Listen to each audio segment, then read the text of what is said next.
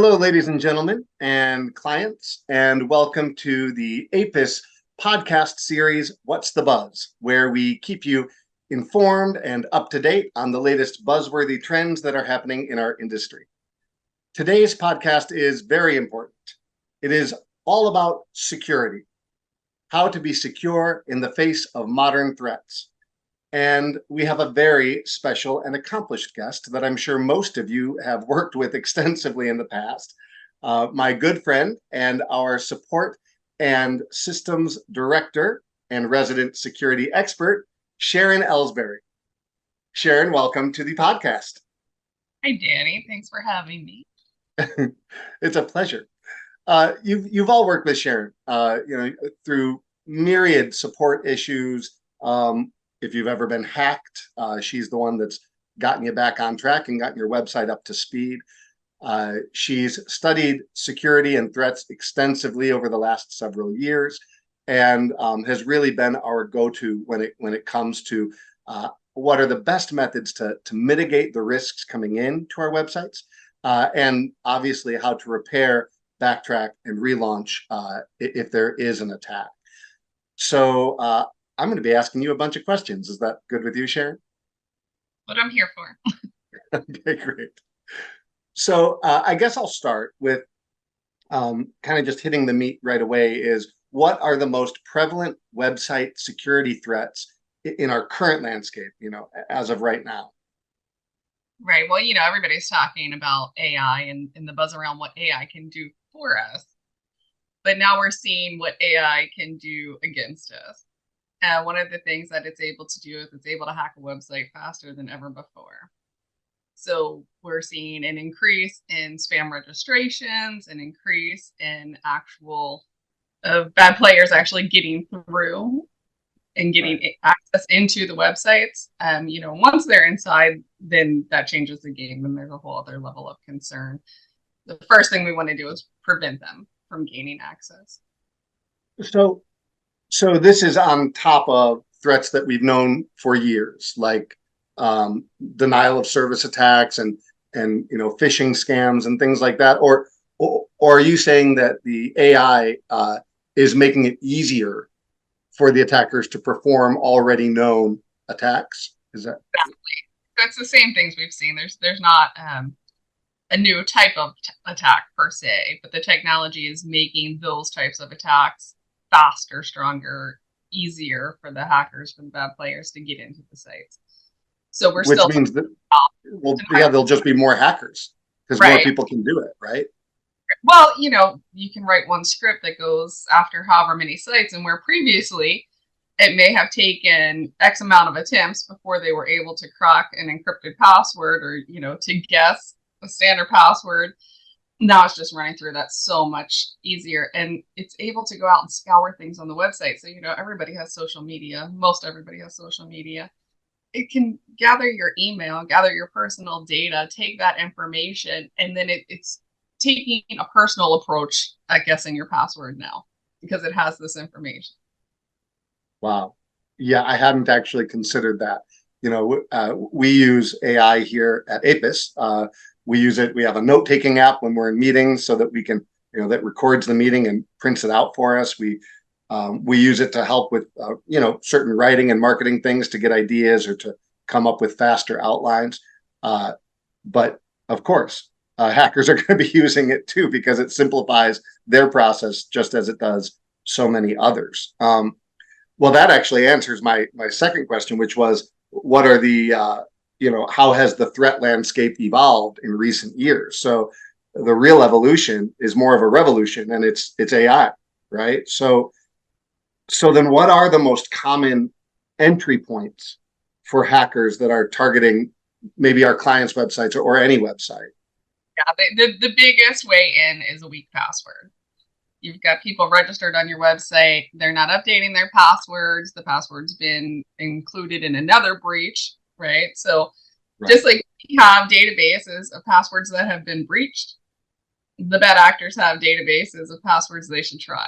And so if you get that email or you get a call from your bank or you hear from your local grocery store, there has been a breach. Your information has been compromised.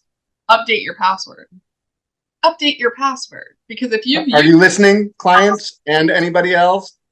Sharon is suggesting that you update your password, and and not to something simple. I was writing a blog post for Apis like a month ago or so, and I was doing some research for it. It was a security-based blog post that I had consulted with you on. And in my research, I learned that still today, the five top most commonly used passwords by humans on the internet. I'm not joking. It's like something out of the movie Spaceballs, that Star Wars parody. 1, 2, 3, 4, 5 was like the fourth most used password. I mean, like, come on. ABC123. ABC 123, right? Or sometimes just the word password was also like one of them. I think it was in the top 10. So there's a few things. Passwords, I can talk about passwords all day, but a few things. Don't use the same password for every account that you have, because then if it is breached at one of those establishments, you have to update it across the board. You're going to update it to all the same password with a variation, most likely, and then it's going to happen again. People get so frustrated when it's like, make a strong password, and they see a strong password be all of these different characters and symbols and things. All right, two things. It doesn't have to be that. A strong password can be a name or something that you recognize and that you'll remember, but you're going to add things to it. You're going to make the third letter capital. You're going to add an exclamation point where there's an I. You're going to do something to make that more secure and less easy to crack. But it doesn't have to be the long string of characters that you're never going to remember. It doesn't have to be that scary combination of numbers, letters, symbols that, nobody can ever hold on to. But the other thing is, if it does get to that point, if we do need those scary passwords, there are password managers. You don't have to write it in a notebook. You don't have to memorize it. You don't have to text it to your son or your daughter and say, hey, hold this. What you need to do, just have them stored in your computer in a safe way that protects you. And that also makes it easier to update those passwords if the need arises. Right, like Google Chrome, the browser, and I'm pretty sure the other browsers that I don't use, like Firefox and whatever Microsoft's is called, Edge, I think. They all have that, right? I mean, Google asks you, do you want to save the password? And you always say yes. And then when you go back there, it auto completes it for you when you go back. So I've never understood. It's not like 1999 or 2002 where we open our desk drawer and there's a Post-it note with all of our passwords on it, It's something new just of yesterday. So now Google and also Windows, they have implemented their own type of passkey. And when we think of passkey, either you haven't heard of it or you think of biometrics, but there's also another option with passkey, which is a PIN. And we're all familiar with PINs from our debit cards, right? When we go to the bank, you put in a 4-digit PIN. This is now happening with your computer.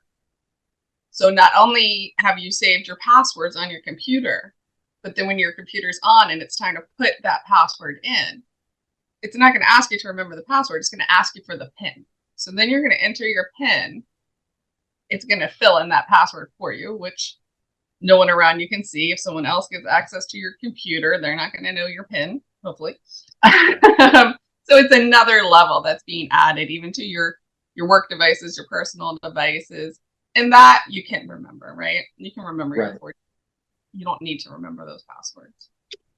Right. And or like, with the biometrics, like you were saying, and for people watching, biometrics is, that the finger scanner on the back of your phone, that lets you get into your Chase Bank account or whatever. I'm sure, anything is a biometric that uses your biology, whether it's a retinal scanner or maybe there'll be a facial recognition on some phones. But yeah, and we actually wrote a piece about passwords and passkeys or passphrases, as well, because it sounds like that's where everything is heading.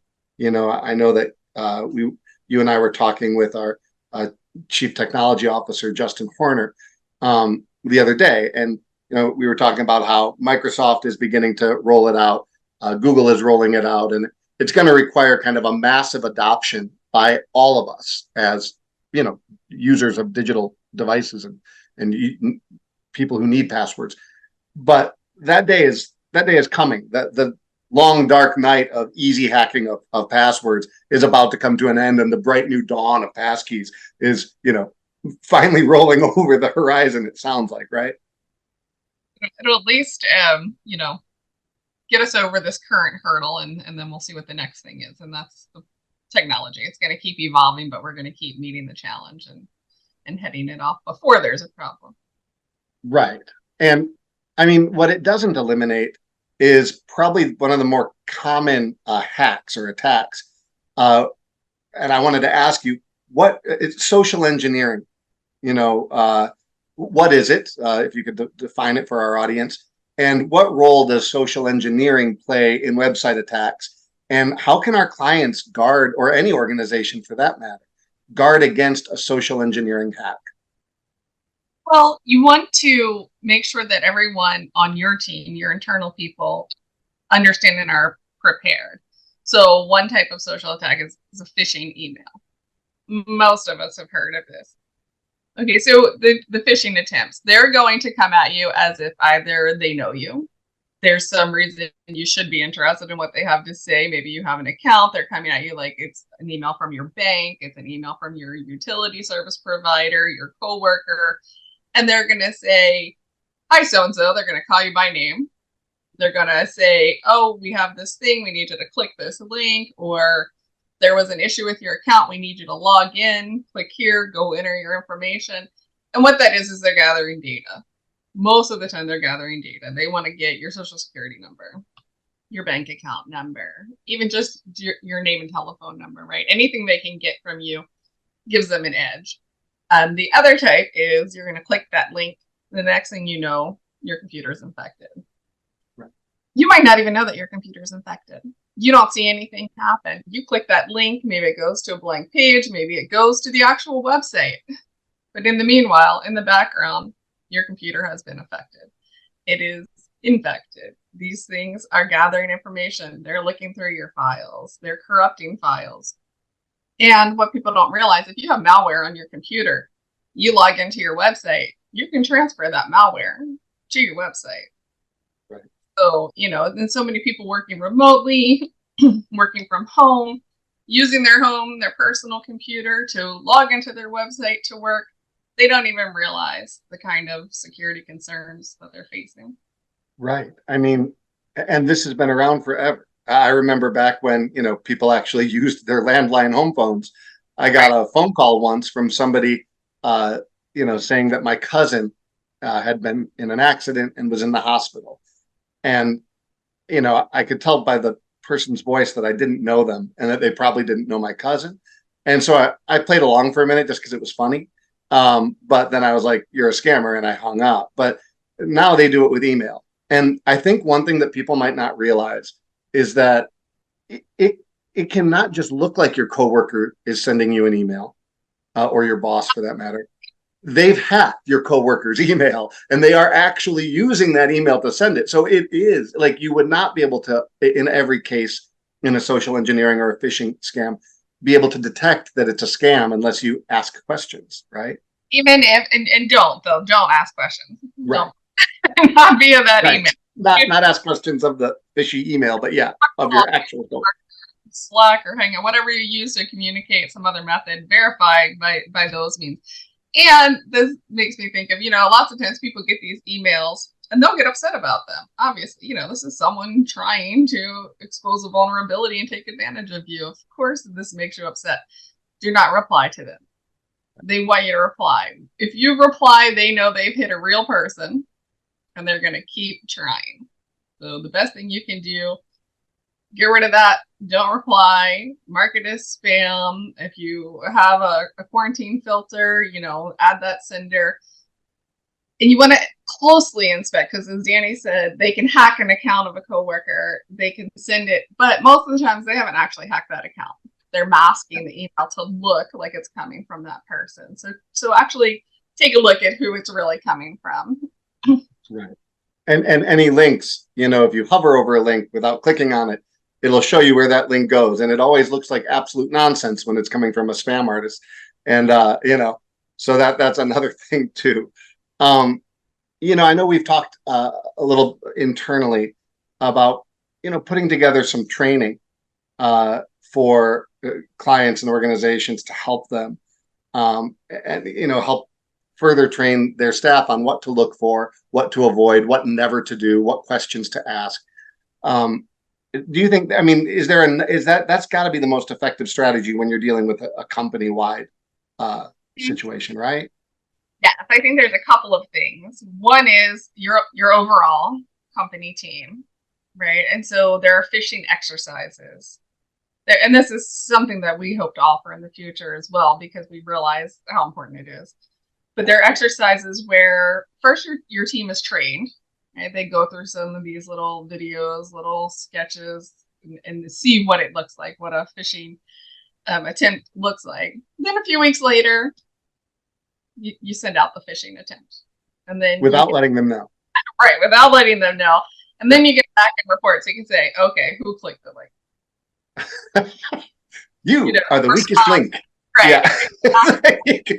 Call out your team. It's not to say right. It's so that you know who needs that extra training. Right. I think that's excellent. I look forward to, us finishing putting that together for people, because I think it'll be very effective. And there's really only so much you can do on your own.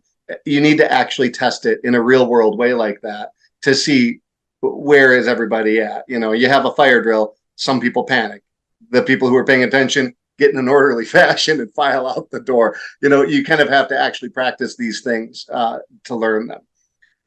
But from another angle, from denial of service attacks, or people without phishing just hammering your website with logins, trying to take it down, trying to find like a cracks in the armor, if you will.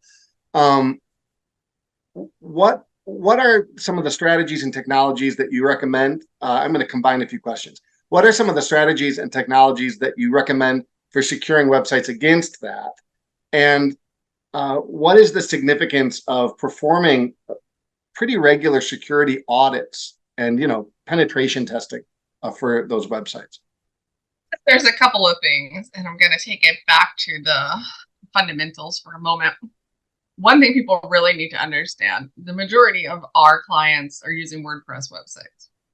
It has a theme and it has plugins. Right? This is how all WordPress sites work. Those things have to be maintained and kept up to date. If those things are not maintained, they're not up to date, those are vulnerabilities, and that's a way in. There's a much bigger conversation to that, but the bottom line is, if we're not your provider and we're not maintaining, make sure you know who is and that it's being done.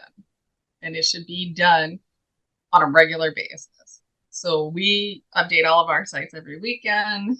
We're checking those updates. We're making sure there's no conflict. If there is software that has been outdated and is no longer being supported by whomever developed it, if it's a third party, we need to notify our clients, let them know, hey, we have to remove this. This isn't safe. So we do regular audits of the sites, look at these things.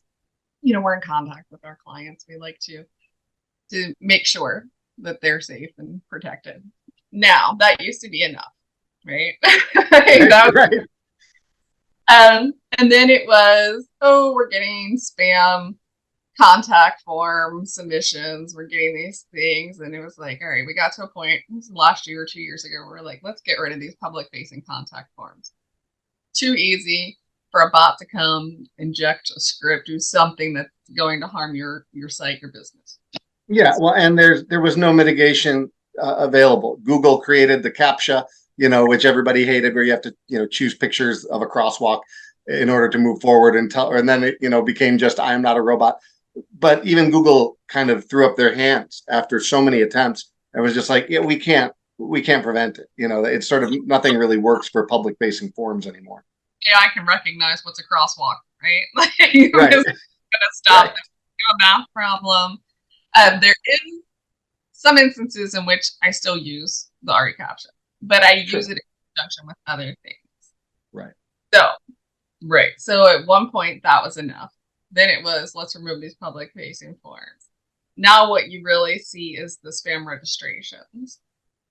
You also can see, you have a website where you don't collect comments on posts, maybe a blog post, or you have the newsletter that you use the post functionality, but you don't let your users comment on those things.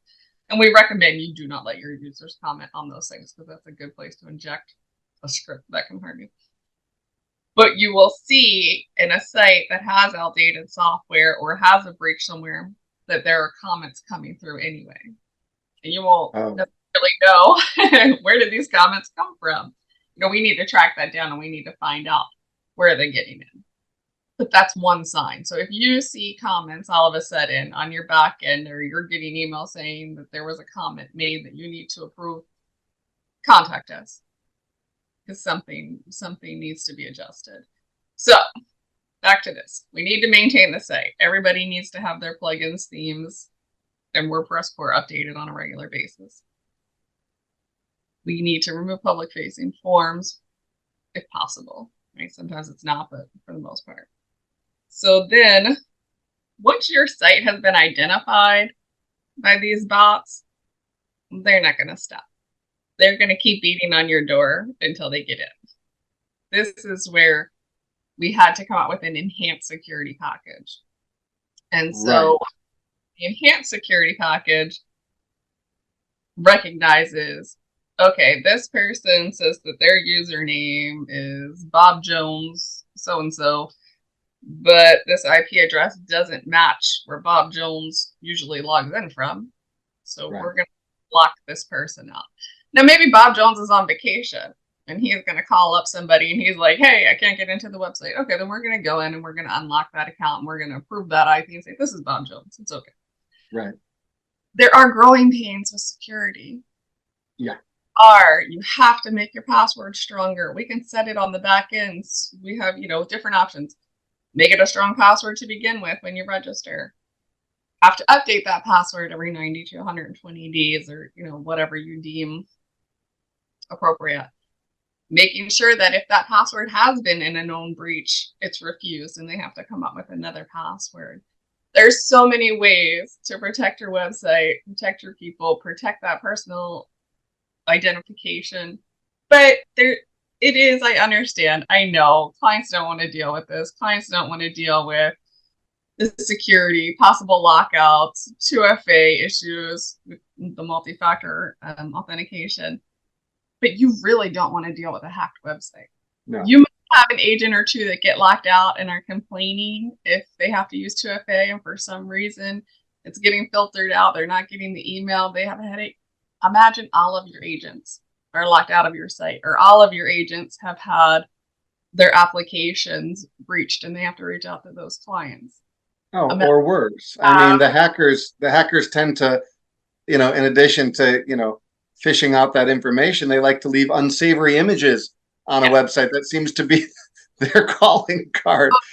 And, I mean, and I think that speaks to what you're saying is true. It's not fun. Two-factor authentication, which for our audience, I'm sure you've dealt with it. It's an unnecessary evil at the moment in our world for security. But where you log in and then it stops and says, hold on, go check your email, get this code, come back and paste the code in to get in.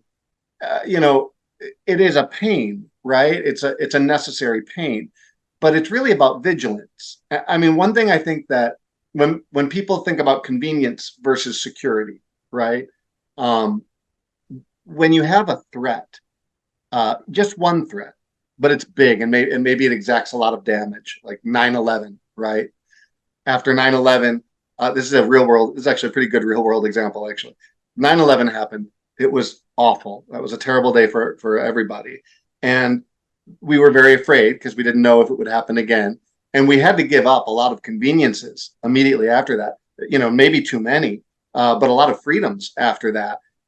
We still have to take our shoes off when we go to the airport, and we can't bring a full shampoo bottle, and, we have to remove our batteries and our phones and everything in separate bins. It's a terrible inconvenience when you are tired at 5 a.m. getting on a flight. But if for whatever reason it keeps everybody around you safer, then I guess I'll take off my shoes. I guess I'll remove my computer, and I guess I'll buy those silly little travel size bottles of all the things I desperately need to, get ready in the morning. But it's about vigilance. And 9/11 hasn't happened again. And that was a long time ago. We're in 2023. So did all of it work? I don't know, but it must have helped because it's not that the threat went away. There were still enemies. Now imagine it's not just an occasional threat like a nation has occasional threats, but it's your website. It's on threat from tens of thousands, maybe more, maybe hundreds of thousands of people who for a living hack websites to get data and information all around the world all the time. And what you're saying is, yeah, it's a huge ocean of websites and they can only find so many fish to attack.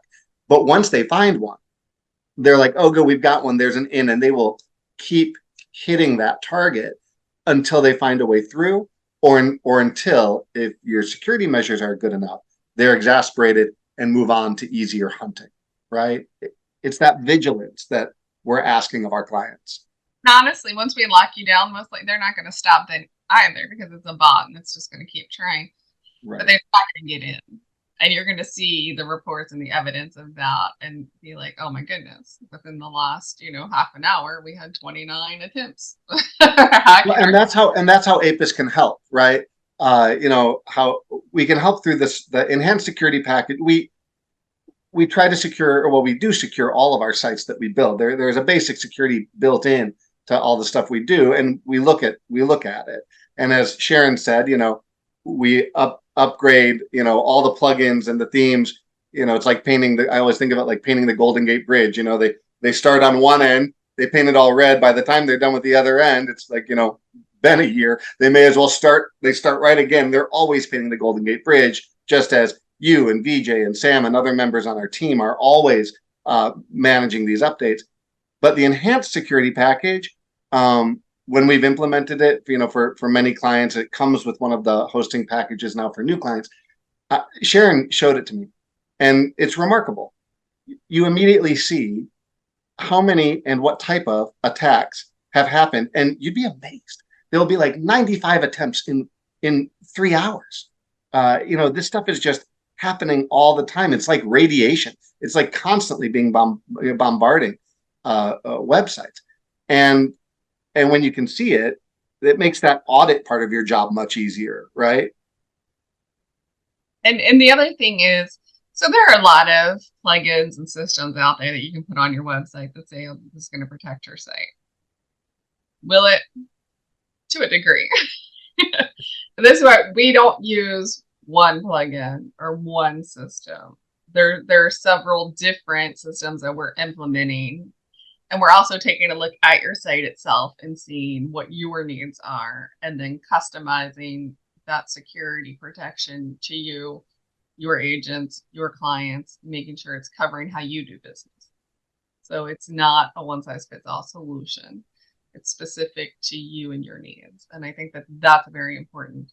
The other piece of that is we have eyes on it. It's not something that we set up and walk away and go, all right, you're fine now. This is something anyone on my team can tell you. My inbox is a scary place. And that is because your inbox is a scary place, did you say? Because I get all of these system report emails sent to me personally.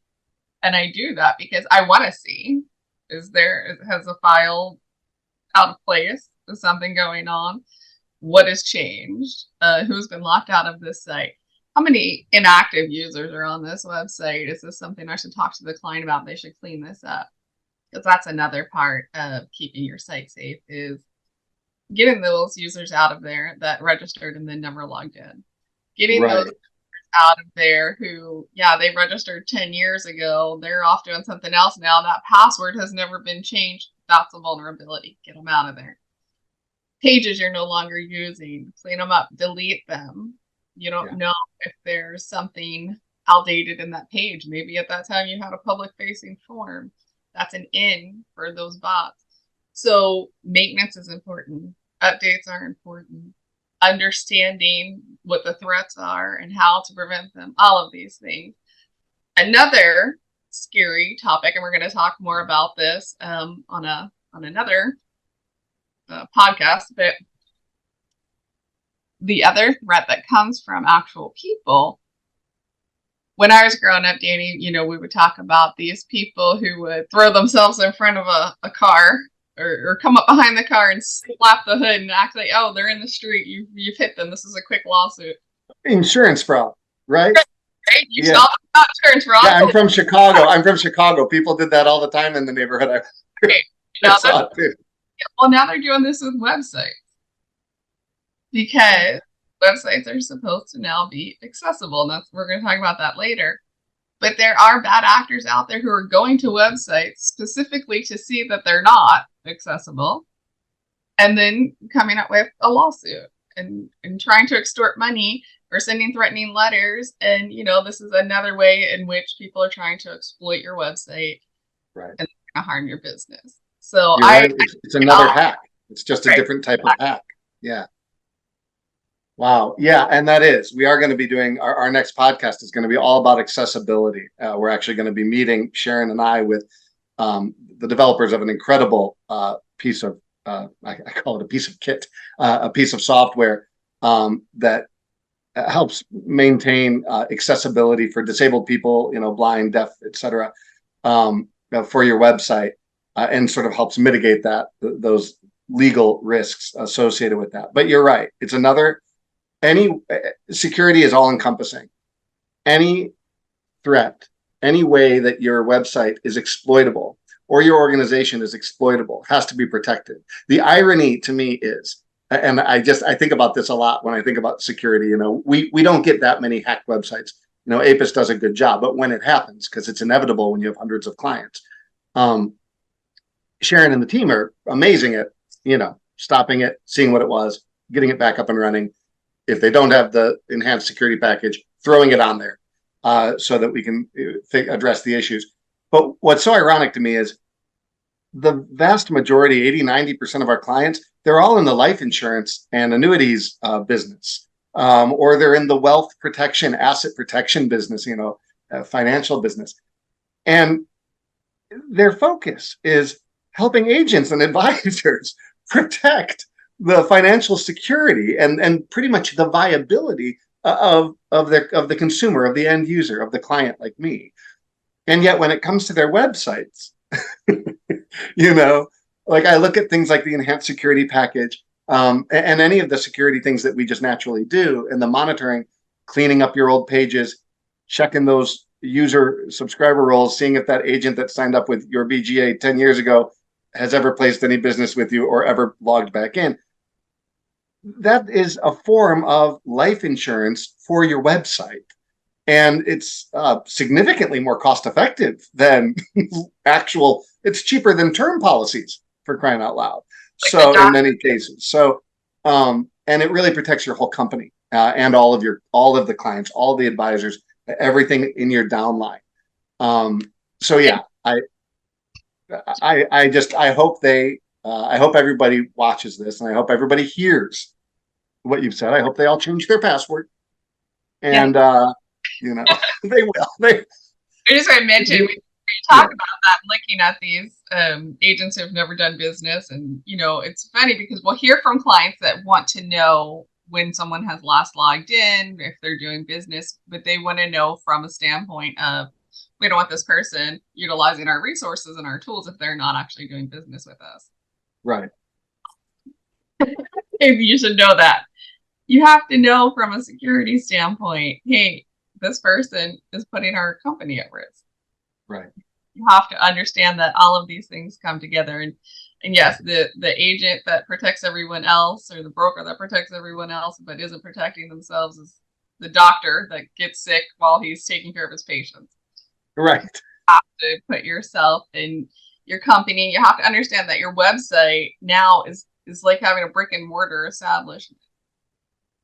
Right. This has to be taken care of, and there is maintenance that has to be done. Just like if you had a crack in your foundation at that brick and mortar shop, you better repair it. So you have to. Amen.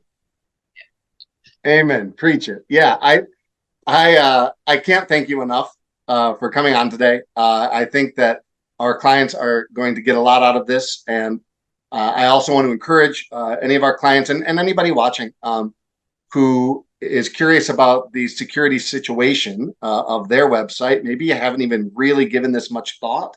It is like going to a doctor. A lot of times we don't go to the doctor until we feel something is wrong. But preventative medicine always saves you a lot more time and money in the end. And this is preventative medicine for your website.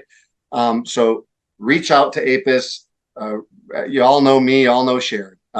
Reach out to us and let us know what your concerns are. Let us know if you want Sharon and her team to look into it. If you have questions about the enhanced security package or accessibility, because we are going to be talking about that coming up, and how we can best serve you, because we don't just build websites.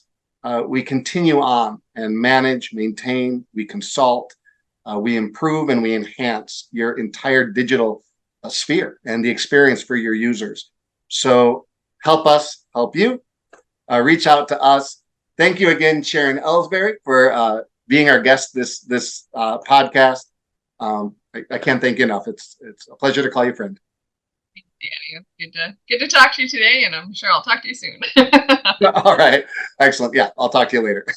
Bye, everybody, and have a great rest of your day. And stay tuned for our next podcast coming up in just a few weeks, where we talk about accessibility with the makers of the plugin Accessibility.